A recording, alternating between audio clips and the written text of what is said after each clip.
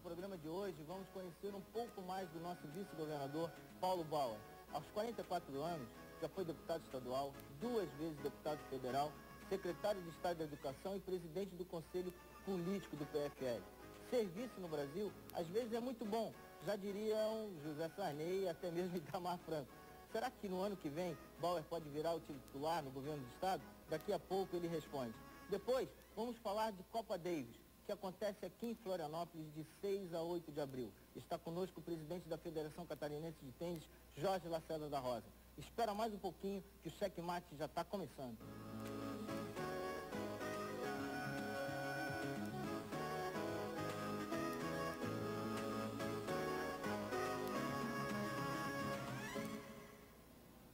Estamos de volta com o checkmate, hoje com o governador, vice-governador Paulo Bauer. Governador, falei governador porque ele foi governador interino até quarta-feira, né, Paulo? Paulo, como é que foi ser governador interino? Você visitou cerca de quase 30 municípios em 2 semanas, chegou a dar 2 semanas?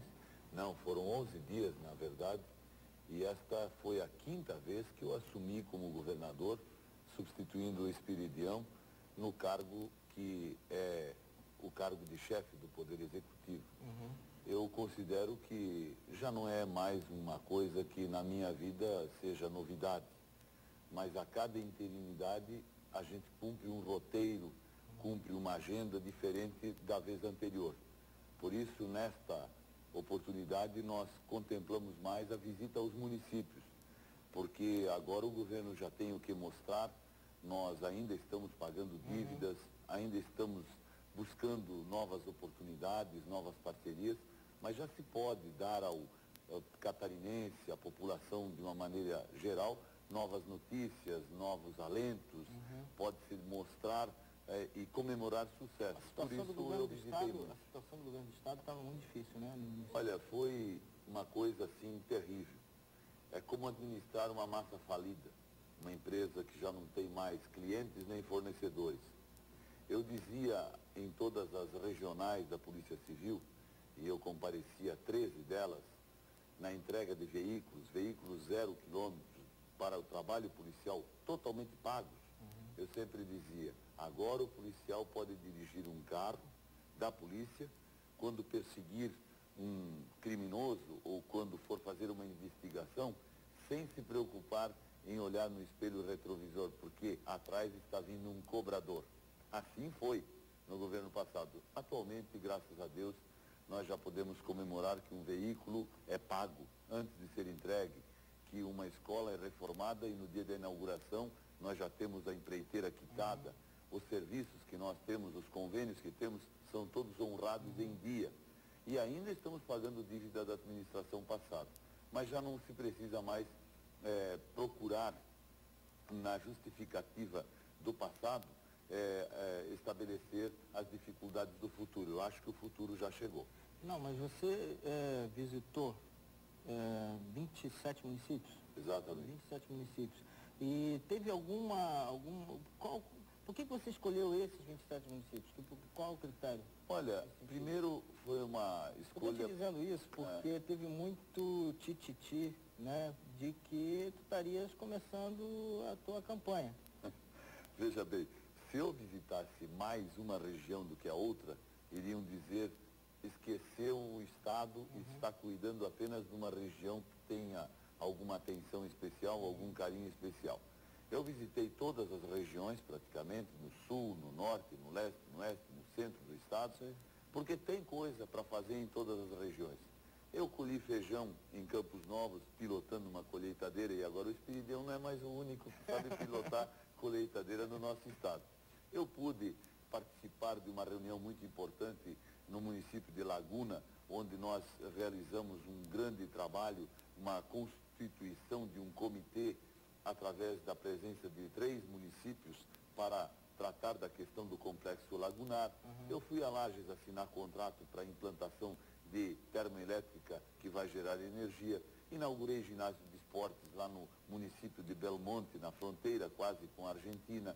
Fui a Joinville para participar de atos administrativos importantes, como a transmissão do comando da do batalhão da Polícia Militar, estive aqui em São José na festa de aniversário do município, fui na missa do aniversário da capital, quer dizer, pedi a todos e a tudo as bênçãos e também correspondi a todas as regiões no trabalho. Mas isso é roteiro de candidato. Eu sempre serei candidato, Marcelo. Não haverá eleição na qual eu não coloque meu nome à disposição do partido. Não sei para que cargo, para que disputa, mas eu vou estar presente porque eu sempre estive. Eu sou um político, eu gosto do que faço. Faço com empenho, com dedicação, com seriedade e com transparência. Não tenho nada para esconder de ninguém, graças a Deus, e nunca fui procurado por um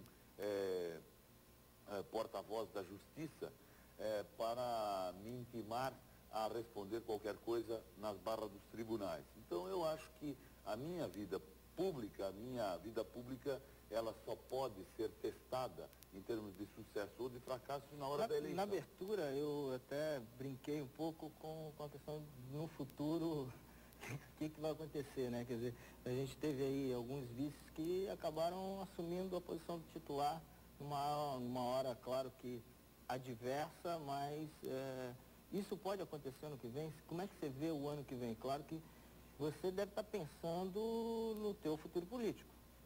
Eu penso, mas na verdade, quando a gente sobe na política, quando a gente vai alcançando posições superiores, e eu acho que vice-governador é uma posição das mais importantes, só existe um no estado, e a cada 4 anos um. E na história de Santa Catarina, nós não temos tantos vices assim, nem tantos governadores assim. Quando a gente chega nessa posição, a gente já não pode mais dizer, eu quero ser isso, eu vou lutar para ser aquilo.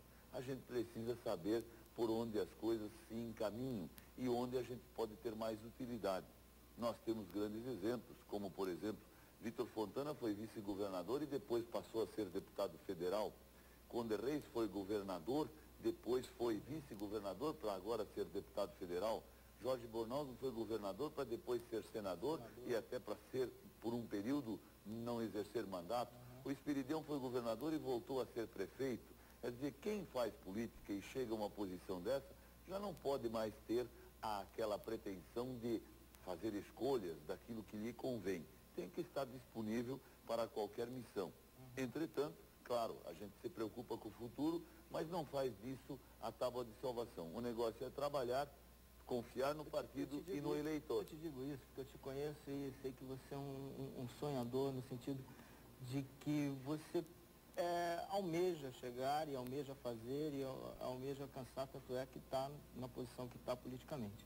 Né? Eu te digo isso porque alguns anos atrás, ainda eu acho que na primeira campanha sua para deputado federal, você me disse que queria ser o primeiro governador do século XXI. Me disse como isso, eu segurei. Como século mal começou, e eu já fui governador em exercício por 5 vezes no atual mandato, eu posso dizer que, de certa forma, cumpriu-se a profecia. Mas, na verdade, eu considero que, para a próxima eleição, o candidato preferencial da nossa coligação e o meu candidato preferencial é o governador Esperidião Amin, se ele desejar concorrer à reeleição. Eu acho que é absolutamente justo que nós venhamos a dar essa possibilidade a ele de concorrer novamente, porque ele comandou o trabalho de reorganização das contas públicas, de recuperação do crédito e da devolução da autoestima. No segundo mandato ele teria muito mais que realizar. A autoestima do catarinense foi muito prejudicada por todos aqueles escândalos das letras, dos precatórios. Isso abalou a nossa moral e botou nosso nome no cartório e fez com que nós perdêssemos todas as perspectivas de sucesso. Eu acho que o governador Esperidião Amin, e todos nós ajudamos, acho que o povo catarinense ajudou muito, conseguimos fazer com que tudo voltasse a ser como antes. Santa Catarina fosse outra vez considerado um estado vencedor. Por isso é mais do que certo e justo que os partidos, que a coligação, que o vice-governador dê ao Esperidião esse voto de confiança para que ele escolha e decida sobre o seu futuro político. Se ele for o candidato, vamos todos apoiar. Aí o vice-governador sairia ao Senado, candidato ao Senado? Isso é decisão do partido. Eu não vou decidir. O partido já disse, através do presidente, da executiva, das bancadas, que vai me ouvir. Eu até acho que é uma deferência do partido, é um ato de cortesia e de apreço político muito grande, de valorização política muito grande. Porque o partido é feito de grandes líderes, como o Jorge Bornhausen, como o Conde Reis, como nossos deputados estaduais, deputados federais. O partido tem uma executiva e fazer isso é um gesto muito nobre da parte de todos. Agora, de qualquer forma, eu prefiro aguardar a manifestação do governador Espiridião para então ver onde eu posso ser mais útil. Eu não tenho nenhuma preocupação em dizer que eu tenho que ter projeto para o Senado, para vice de novo ou para outra posição. O que eu preciso fazer é continuar trabalhando para que ninguém me aponte o dedo nas costas dizendo você não fez o que era da sua obrigação. Essa composição política desse governo continuaria mesmo para o governo que vem, para as próximas eleições, para o próximo governo, mas assim, entraria alguém, sairia alguém? Qual partido que mudaria nesse contexto? Eu tenho certeza que o PPB e o PFL formaram uma coligação que não será abalada. Está bem, porque o partido está presente no governo, o partido dá apoio ao governo, o partido tem importantes comandos nos municípios. Nós temos municípios de grande expressão no nosso estado que tem comando do PFL. O governador dá espaço também. O governador não nos causa nenhum problema político e penso que nem nós a ele, mas na verdade nós temos essa coligação mais ampla. Estiveram conosco na última eleição o PSDB, que está no governo e nos apoia. Esteve na última eleição o PTB, o PL e outros partidos mais, e eu acho que a grande maioria deles continuará. Claro que nós teremos uma eleição diferente, uma nova eleição, onde o presidente Fernando Henrique não pode ser candidato à sua própria reeleição, então teremos no âmbito do PSDB uma outra composição nacional.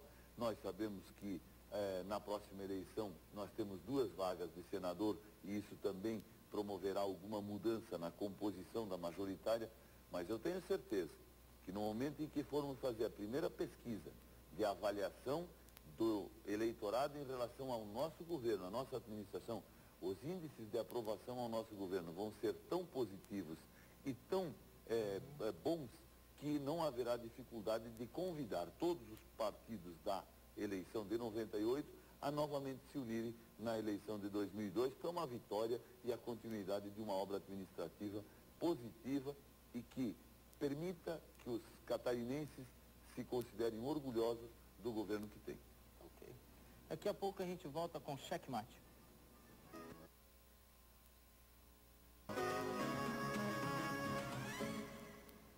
Estamos de volta com Checkmate hoje com o vice-governador Paulo Bauer e falando um pouco de política. Paulo, eu queria só passar o nosso e-mail aqui para as pessoas que quiserem passar alguma mensagem, alguma dica para a gente. Aqui, checkmate@tvbv.com.br. Mande sua mensagem, participe do nosso programa que será lido aqui. Eu queria agradecer o telegrama do prefeito de São José, Dário Berg, do jornalista Betinho Ritz, que é o assessor de comunicação dele. Muito obrigado, Dário. Um grande abraço. E, Paulo, eu sei que você gosta muito de ler, né? E eu peguei uma matéria aqui na revista Época dessa semana, que com os 18 romances que ninguém poderia morrer sem ter lido esses romances. Eu vou dar uma lida aqui rapidinho. Os 19. O Vermelho e o Negro, Guerra e Paz, de Leon Tolstói, Ulisses, de James Joyce, Em Busca do Tempo Perdido, Crime e Castigo, de Dostoiévski, Madame Bovary, A Montanha Mágica, Grande Sertão e Veredas, do Guimarães Rosa, nosso brasileiro, O Processo, do Franz Kafka, Moby Dick, O Homem Sem Qualidades, de Robert Musil, Eugênia Grandet, O Primo Basílio, Dom Casmurro, David Copperfield, que não é o mágico, mas é um romance do Charles Dickens, Os Miseráveis, do Victor Hugo, Ao Farol, da Virginia Woolf, Grandes Esperanças e Memórias Póstumas de Brás Cubas. São 19 romances. Se você não leu todos eles, leia pelo menos alguns. Segundo a revista Época, são essenciais para a sua vida. Né? Paulo, como é que está o PFL hoje no Estado? O PFL é um partido moderno. Ele é um partido que, em Santa Catarina, cresceu muito nos últimos tempos e atua com muita competência, com muita seriedade, nos órgãos e nos cargos onde está presente. Você quase nunca pode encontrar, e não é só em Santa Catarina, em todo o país, problemas em órgãos que o PFL administra, ou situações de desconforto ou de acusação sobre pessoas que estejam em nome do partido administrando algum interesse ou alguma ação pública. Eu posso dizer que o partido tem uma ideologia muito forte, muito clara, o partido é muito unido e assegura a governabilidade. Você é do conselho, né? Eu sou, em Santa Catarina, sim. Ele assegura a governabilidade quando assume esse compromisso. E também se afasta quando sente que existe algum tipo de rumo que não esteja claro e não esteja de acordo com os princípios do partido, como aliás já aconteceu aqui no Agora, em Santa Catarina é uma coisa, ele é mais tênue, o PFL tem uma ação muito ligada ao Dr. Jorge Bornhausen, ao Paulo, ao Paulo Bornhausen, mas é uma coisa mais tranquila, né? A nível nacional que ainda está um pouco conturbado aí com a questão do ACM. É que a nível nacional, um líder do PFL, o senador Magalhães, se colocou em posição de conflito e de confronto com um líder do PMDB. E isso, obviamente, tem provocado uma série de debates e de discussões, de polêmicas, e tem trazido, inclusive, problemas para o PFL, porque o PFL apoia o governo, e quando o senador Magalhães faz alguma afirmação ou denúncia que é endereçada ao PMDB nacional, e especialmente ao senador Barbalho, ele obviamente traz uma certa especulação sobre se o governo federal conta ou não com o PFL. Eu diria que o governo federal conta com o PFL, o Fernando Henrique conta com o PFL, o Marco Maciel está presente no governo federal, governa muitas vezes como presidente interino, com toda a ética, com postura irrepreensível, e por isso mesmo, aqui em Santa Catarina, nós temos esse perfil semelhante. Aqui podemos ter discórdias internas, ter eventualmente disputas internas, mas em Santa Catarina o partido é democrático, o deputado Paulinho Bornhausen conduz muito bem, aqui os movimentos da mulher, o movimento do jovem são presentes, a Fundação Tancredo Neves atua, o vice-governador se relaciona com o partido e, aliás, é bom dizer, a partir do momento em que se definiu quem seria o vice na chapa majoritária no ano de 98, o partido também criou uma condição de absoluta democracia e de ouvir bases. Ele foi construído e constituído por uma condição um pouco diferente, ou seja, de cima para baixo.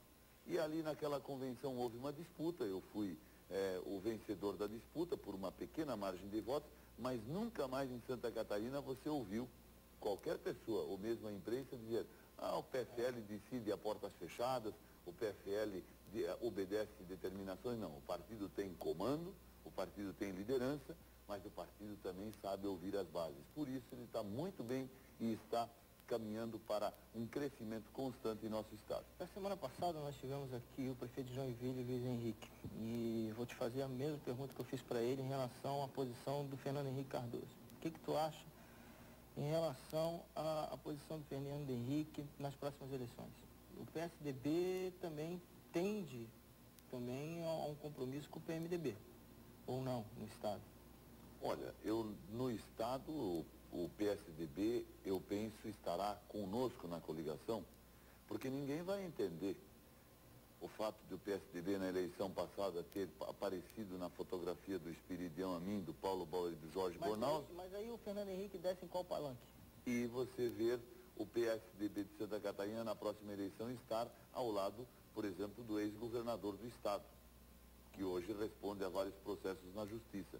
Quer dizer, eu não sei se o PSDB de Santa Catarina ficaria confortável na fotografia. O prefeito de Joinville certamente não terá nenhum desconforto, porque ele defendeu o governador de Santa Catarina na época, na ocasião do impeachment. Se defendeu lá, vai defender aqui, vai querer o apoio dele.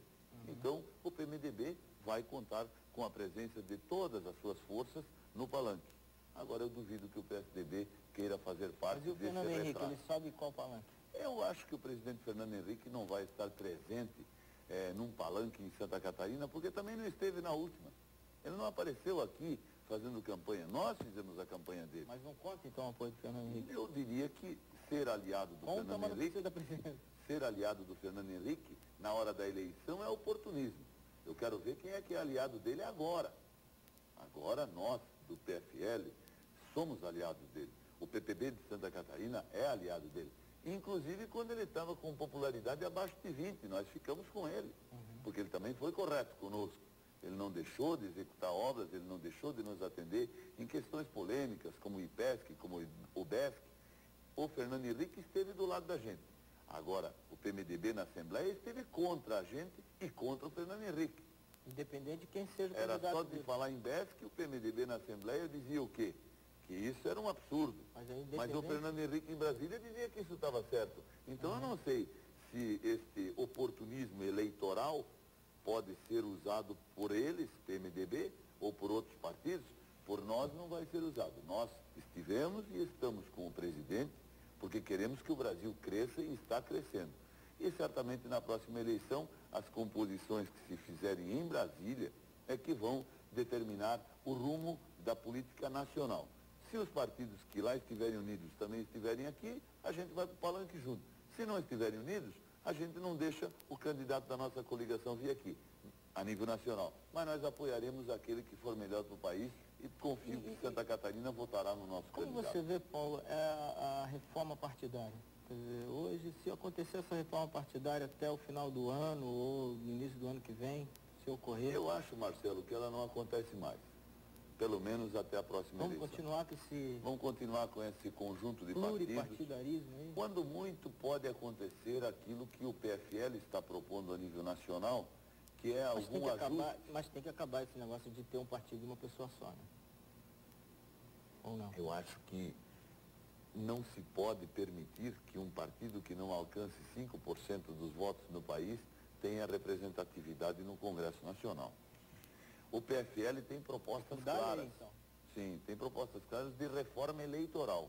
Por exemplo, fidelidade partidária e outras mais. Mas estas até é possível que se aprove, que se institua. Mas a reforma partidária para a próxima eleição, infelizmente, não vai ser possível. Eu preferia que houvesse. Porque aí, claro, nós já trabalharíamos num novo cenário, no novo milênio, para uma nova proposta. Mas ainda não deu. Acho que até a reforma tributária deve ser vista com antecedência.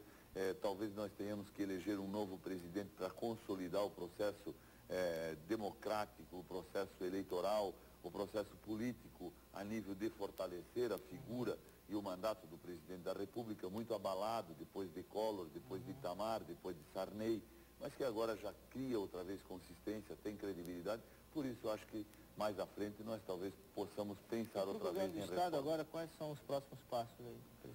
O governo do Estado, nós estamos saindo da fase mais difícil, que foi a fase de pagar dívidas.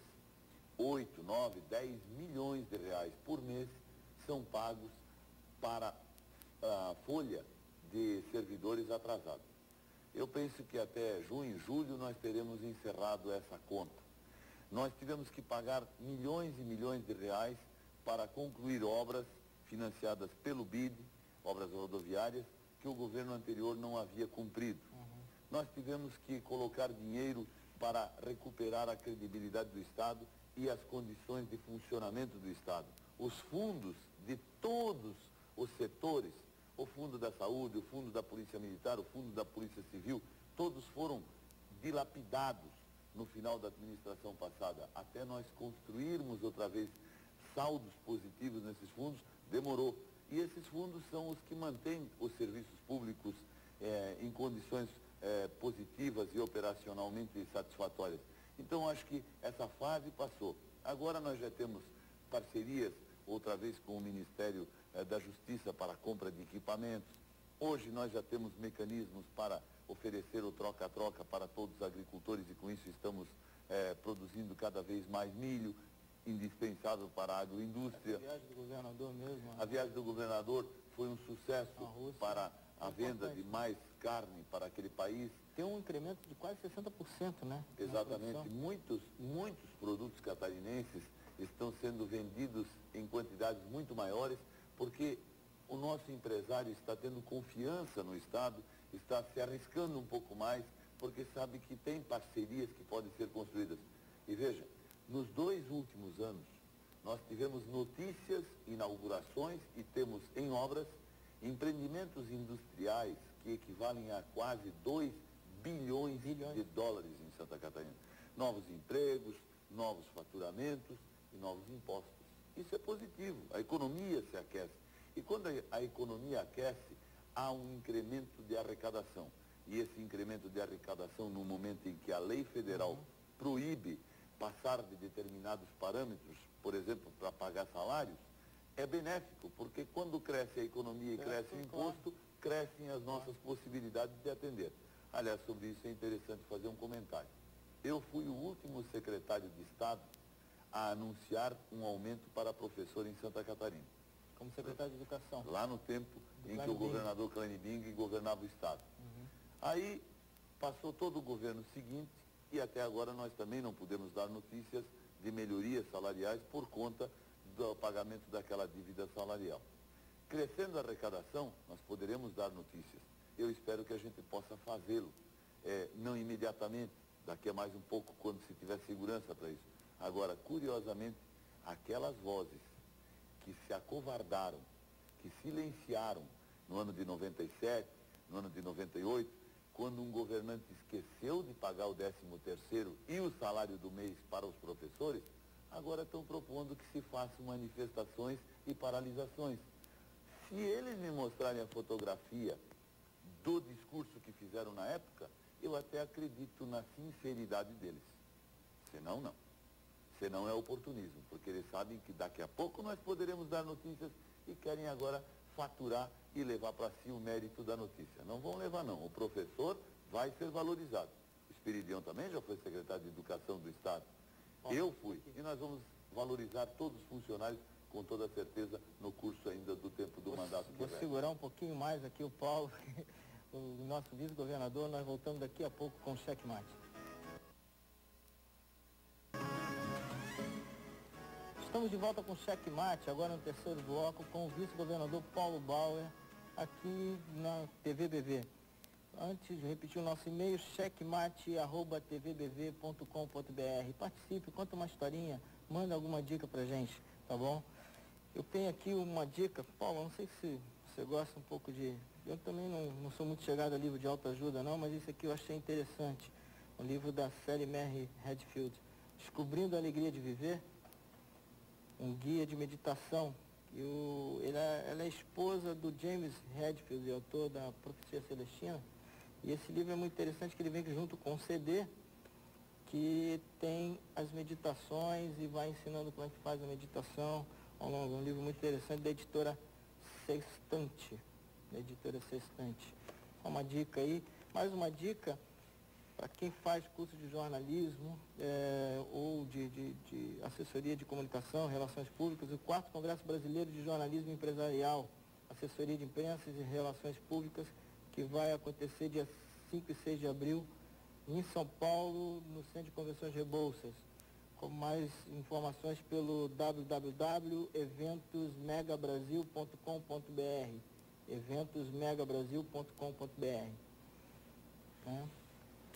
Paulo, a gente estava falando um pouco de política aí, você estava falando do salário, da educação. Como é que está a questão social em Santa Catarina? Quer dizer, eu sei que você é muito preocupado com isso e tu és de uma região do norte do estado que tem essa dificuldade social, principalmente de gente vinda de outros estados, que ali se alojam em cidades grandes como Joinville, Jaraguá, né? Eu diria que o estado tem tido políticas e tem tomado providências que, de alguma forma, amenizam o problema. Existem, entretanto, regiões onde a gente até nem tem muito sucesso neste campo e nessa ação. Os grandes centros urbanos, como Chapecó, Joinville, Florianópolis, sentem mais essa migração, porque ela vem de regiões do país, principalmente do sul do país, onde existe uma disponibilidade de mão de obra, principalmente na área da agricultura, e as pessoas vão quase que desesperadas à busca de novas oportunidades, de nova vida. Agora, de qualquer forma, nós estamos incentivando para que o agricultor catarinense permaneça no campo. O programa de reflorestamento e renda mínima é um sucesso que está chamando a atenção, inclusive, de organismos estrangeiros. O programa de troca-troca com o fornecimento de semente de milho, o Banco da Terra, a distribuição de calcário tem feito o agricultor de Santa Catarina se sentir protegido. E, de alguma forma, ações nas administrações municipais são muito claras. Daria alguma, sim? Olha, o trabalho que se faz em Florianópolis, por exemplo, na área de habitação, é digno de aplausos e de reconhecimento público, porque colocou as pessoas numa condição de vida digna dentro desse programa Bom Abrigo.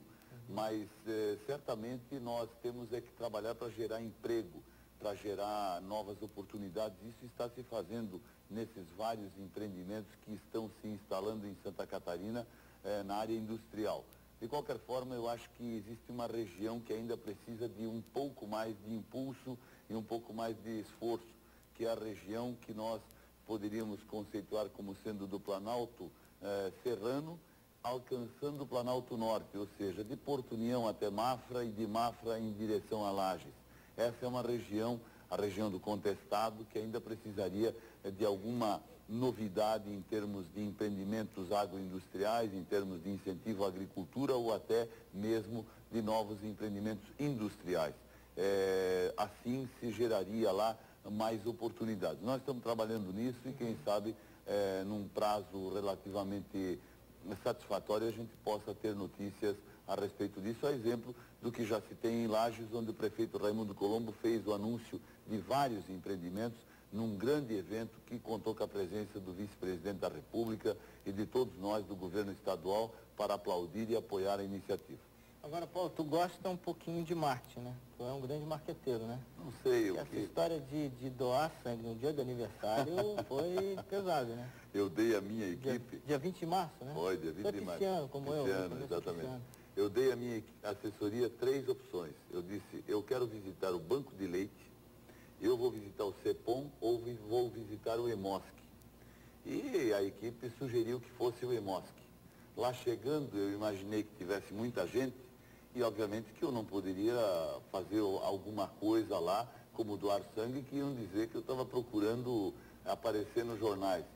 Tinha pouca gente e eu me dispus. Eu digo, eu vou fazer isso, já fiz uma vez, há 10, 12 anos atrás, e fiz a doação, só que os jornais publicaram em todas as suas páginas essa notícia. Mas eu disse lá no dia, para os jornalistas que estavam presentes, que eu acho que é muito importante a gente comemorar o aniversário, principalmente quando já se está com 44, como eu, lúcido, feliz, tranquilo, bem-sucedido, dividir essa felicidade com pessoas anônimas. Legal. Quem vai ganhar o meu sangue não sabe que é meu, mas foi o meu sangue no dia do meu aniversário. E, curiosamente, na mesma hora apareceu lá uma senhora de nome Tânia Silva, e ela também estava de aniversário. E eu perguntei a ela, a senhora veio aqui por quê? Porque é o dia do meu aniversário, eu quero comemorar dessa forma. Então, acho que pelo menos uma vez por ano eu vou ter que repetir esse gesto. Outra coisa, o pessoal da produção me passou ali uma historinha do teu irmão que inventou uma maneira de escoar o óleo da água, uma coisa nesse sentido. Como é que é essa história? Veja, meu irmão não é cientista, ele é cirurgião cardíaco. Já operou mais de 3 mil pessoas na vida dele lá em Curitiba, porque ele trabalha lá. Aliás, muitos catarinenses votam em mim porque meu irmão operou-os e tratou bem deles e fez a propaganda. Mas o meu irmão tem algum interesse na área ecológica, na área do meio ambiente, e um dia, com aqueles vazamentos de óleo lá da Petrobras, ele imaginou que seria possível fazer uma nova operação, uma nova sistemática de recolhimento desse óleo, não pelo bombeamento, que quando você bombeia água junto. E aí ele imaginou que poderia utilizar penas de galinha, que aliás tem muito aqui, né, porque temos muitas... Mas aí o que faz com a galinha? Não, a galinha é consumida, obviamente, como carne, mas as penas de galinha, uma vez processadas, amarradas e prensadas, e secas, elas podem ser colocadas na água, absorvem todo o óleo e isso então se recolhe as penas encharcadas de óleo. Basta olhar um pássaro marinho quando há um derramamento de petróleo, de óleo, para ver como ele fica. Ele morre porque ele absorve tudo aquilo. E meu irmão patenteou isso. Patenteou? Patenteou mundialmente. Porque ele está desenvolvendo, está pesquisando isso. Então com a Petrobras ele vai ganhar dinheiro com vai ganhar isso. dinheiro, vai deixar Se de ser vai ganhar cardiologista. dinheiro ou fama com isso, eu não sei. Vai deixar de ser médico. Mas a nossa família tem lá suas peculiaridades. A nossa família tem lá seus gênios, seus cientistas.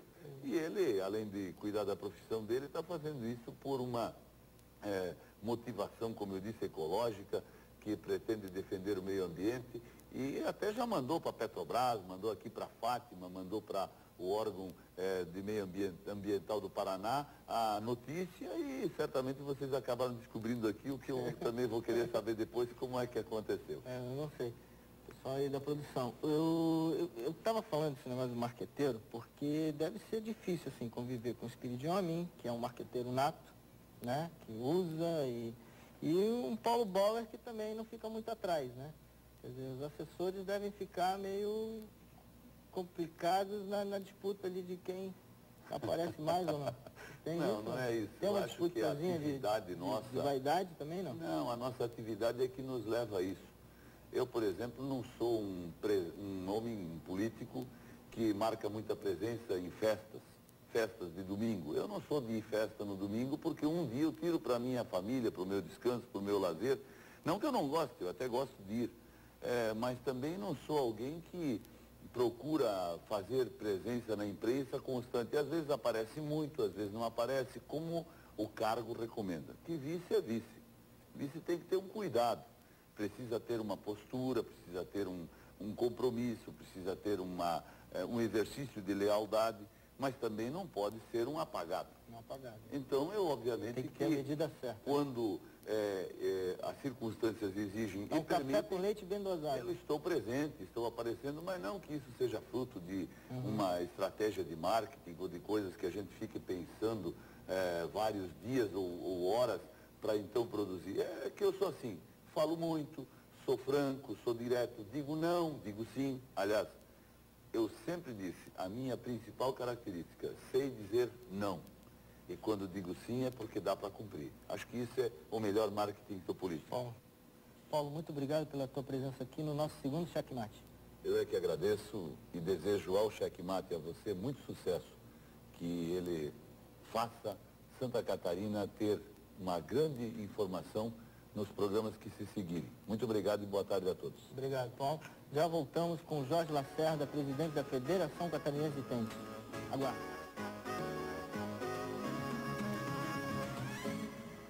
Estamos de volta com o quarto bloco do Checkmate, agora com o presidente da Federação Catarinense de Tênis, Jorge Lacerda, para falar um pouco da Copa Davis, que vai ser realizada aqui no dia 6 a 8 de abril, pelas quartas de finais da Copa Davis, né, Jorge? Isso. Boa tarde, Jorge. Tudo bem? Boa tarde, tudo bom? Jorge, eu gostaria que você falasse um pouco desse evento, que você é um dos principais organizadores aqui em Santa Catarina, eu sei que é a CBT que está organizando o evento, mas a importância dessa quarta Copa Davis aqui em Florianópolis e Santa Catarina. Marcelo, a grande importância do evento, né, principalmente a forma que nós estamos trabalhando a Copa Davis aqui em Florianópolis. Desde que nós assumimos a federação, nós já fizemos essa segunda Copa. Então, na primeira, que foi Brasil e França, aqui na Universidade Federal, ficaram quadras para a comunidade e hoje nós temos tênis comunitário, né, com apoio aí do governo municipal, governo estadual. E esse evento agora nós conseguimos, mais uma vez, um terreno público. Nós vamos ficar com 6 quadras públicas para atender novamente a comunidade. E tivemos também, primeira vez que um evento desse tem um apoio do governo federal. Do governo federal? Do governo federal. O Ministério do Esporte e Turismo também está entrando com a verba. Então, eu acho que isso é muito importante, né? Está aproximando aí o esporte dessa parte aí necessária, que são as verbas, né? E tentando popularizar mais um pouco o tênis aí. Aquele local ali, onde está sendo feito agora, perto do Direto Campo ali, na Beira-Mar, ele vai ficar fixo depois para as próximas Copas Davis que forem realizadas, podem ser realizadas ali? Pode ser realizadas ali. Agora, a Arena Central hoje, aproximadamente 11.500 pessoas, foi o número de ingressos vendidos, ela sai, né, porque é uma estrutura metálica, e tem um campo de futebol ali, que é da Associação dos Moradores Agronômicos, que vai ser refeito pela federação. Né? Agora, as quadras de treinos que nós fizemos, são 4 quadras, vão permanecer e nós vamos fazer mais 2. Ali vai ficar toda aquela estrutura de vestiário, que já está pronto, né? E a sede da federação também.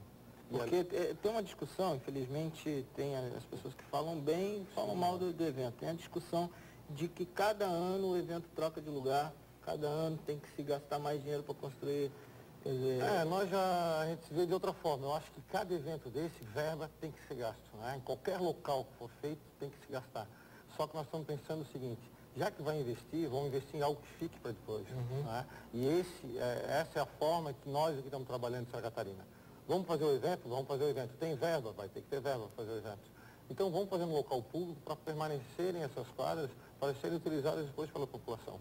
Então esse é o objetivo e nos foi passado agora que os jogadores da equipe estão pensando em montar uma cartilha e apresentar para a CBT da seguinte forma, nós só vamos jogar agora em locais públicos. O que serve isso?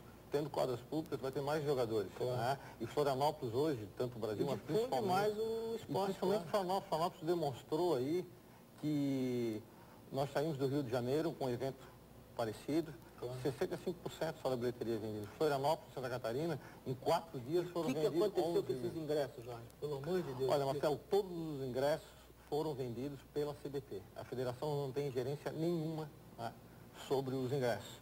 Agora, o que nos foi passado pela CBT é que 50% dos ingressos foram comprados por catarinenses.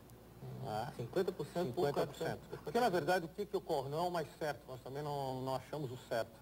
Mas, mesmo o paulista, que é a sede da CBT em São Paulo, ele não podia ir na CBT e comprar o ingresso. Ele tinha que depositar no banco e mandar um fax.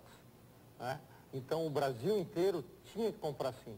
O que ninguém esperava, até vou ser bem sério, se eu tivesse para comprar o ingresso, eu não teria comprado. Porque o ingresso começou a ser vendido numa segunda-feira, na quinta-feira terminou.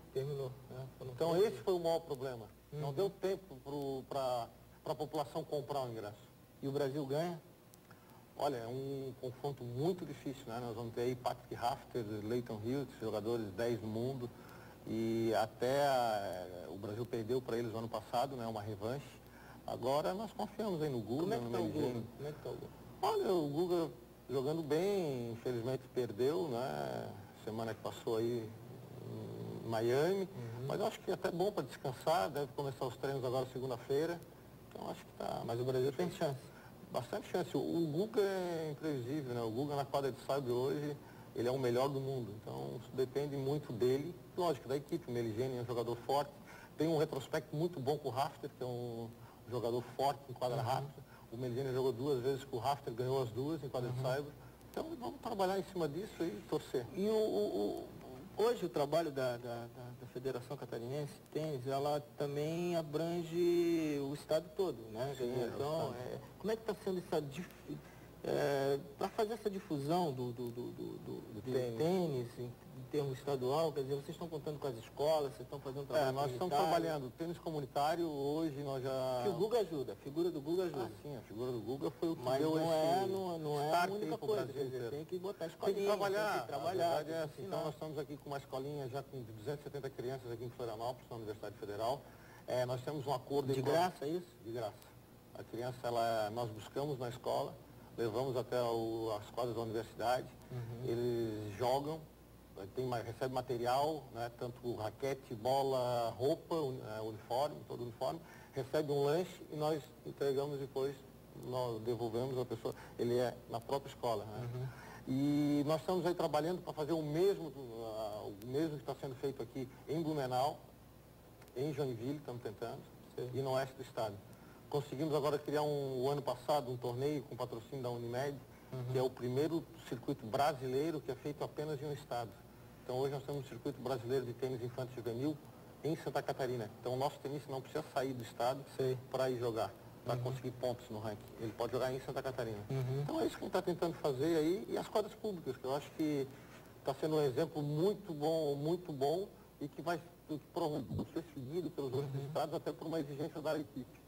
Agora tem que ter um cuidado ali, nesse local onde está sendo realizado agora a Copa Davis, tem um cuidado da associação de moradores ali da região. Nós temos todo o apoio da Associação dos Moradores, Mas né? tem que cuidar dessas quadras, né? Isso, essa manutenção nós estamos fazendo na universidade e vamos fazer ali também, né? Toda a manutenção de quadra, a associação está apoiando muito, porque não é fácil você chegar numa associação e explicar para a população, olha, nós vamos botar uma quadra de tênis em cima do seu campo de futebol, principalmente isso no Brasil. Então, eles absorveram muito bem, estão nos apoiando de todas as formas, senão não sairia o evento. E os cambistas, como é que vocês vão segurar os cambistas um dia? Olha, eu vou ser bem honesto, quem for comprar de cambista tem que tomar cuidado. Primeiro que vai comprar muito caro. O bom é que não comprasse, né? Mas eu vou ficar fora do evento. A gente tem que prestar atenção, um evento desse nunca vai... Uma arena de 300 mil lugares não existe, né? Então, sempre vai ter alguém de fora. A tendência é o quê? Próximo evento, se for aqui, é aumentar para 15, 20 mil. Agora, tem que tomar cuidado, porque se comprar, ele pode estar comprando um ingresso falso. Se esse ingresso for falso, ele não vai entrar. Porque a CBT tem toda uma parte de segurança. Mas ali. qual é a diferenciação do ingresso falso? Primeiro que ele é feito com papel moeda, ele tem toda essa, como se fosse usado em dinheiro, assim, uma gráfica muito especializada. Fora isso, tem 4, 5 marcas da CBT que eles não repassaram para nós, que tem como na hora, ficou na dúvida, na pegada, ficou na dúvida, ele consegue identificar. E deve-se denunciar para alguém, né, comunicar alguém que está vendendo? Olha, seria Federal, interessante. A Polícia Federal e a Militar e a Civil eles estão trabalhando nessa observação. Isso vai aparecer realmente, esses ingressos vão aparecer. Porque já tem ingresso sendo vendido no centro da cidade a 500, 600 reais, um ingresso de 75. Em Florianópolis? Em Florianópolis. Então isso é perigoso. Isso aí não aumenta essas quadrilhas, né? É lamentável que isso aproveita esse momento. É lamentável que isso ocorra e é lamentável que as pessoas continuem comprando os cambistas. Porque a pessoa, na verdade, quer assistir, né? A pessoa quer assistir também, a gente vê esse lado. Claro. E o importante, aumentar não dá mais o estádio. Nós conseguimos agora, nós vamos botar 2 telões no dia do evento no mercado público. Vamos botar no mercado público. Então a pessoa vai estar assistindo ao vivo ali, né, o que está ocorrendo lá na beira-mar. E foi uma forma de tentar aí compensar de alguma forma, e muitas pessoas que mesmo tendo ingresso não teriam dinheiro para comprar. Então o mercado público ali, por ser considerado hoje, eu acho que o lugar mais democrático aí de Florianópolis, nós vamos ter 2 telões. E a federação tem alguma participação na renda? Como é que é essa distribuição? Toda a parte de bilheteria exclusivamente da CBT. Da CBT, quer dizer, o CBT organiza... Porque esse evento é um evento da Federação Internacional de Tênis. Né? E quem é filiado à Federação Internacional de Tênis é a Confederação Brasileira de Tênis, que nós somos confederados. Então esse evento é da ITF, repassado para a Confederação Brasileira. Mas eu acho que quem ganha a cidade, quem ganha o estado... Eu acho que vale o movimento, as quadras públicas permanecerão, os projetos que vêm depois. Aí, as reservas. Nós recebemos até aí um comunicado do sindicato que 85% dos hotéis, 85% da lotação nos hotéis, então acho que isso é importante para a cidade. É uma taxa de ocupação que eu acho que no verão não chega a esse patamar. Então acho importante, são 4 dias, né, de ocupação. A vinda dos ingressos fora do estado ajudou no turismo? Como é que tu vê essa participação? Olha, eu acredito que é uma ajuda, porque hoje nós estamos recebendo aí grupos do Paraná, do Rio Grande do Sul, de São Paulo, Rio de Janeiro, do Brasil inteiro. Eu recebi hoje ligação ainda de Manaus. Né? Cobrando ingresso. Querendo ingresso ainda, há 5, 6 dias do evento. Então, a expectativa é grande. A expectativa é aumentar, então, para o ano que vem? Olha, se o Brasil vencendo a Austrália, o próximo evento é no Brasil, né? O próximo confronto, que seria semifinais. Tem que fazer no Maracanã. Não tem que Maracanã, mas tem que ser uma estrutura maior. Principalmente se for em Florianópolis, né? Nós já estamos demonstrando sempre quando é feito aqui é lotado. França estava lotado, 9 mil, agora 11.500. E sempre crescendo. Isso é importante, eu acho. Bom, Jorge, a gente vai terminando o nosso checkmate. Te agradeço e lembre-se, sábado que vem aqui na TV BV ao meio-dia. E dê um checkmate na tristeza, tá ok? Um abraço.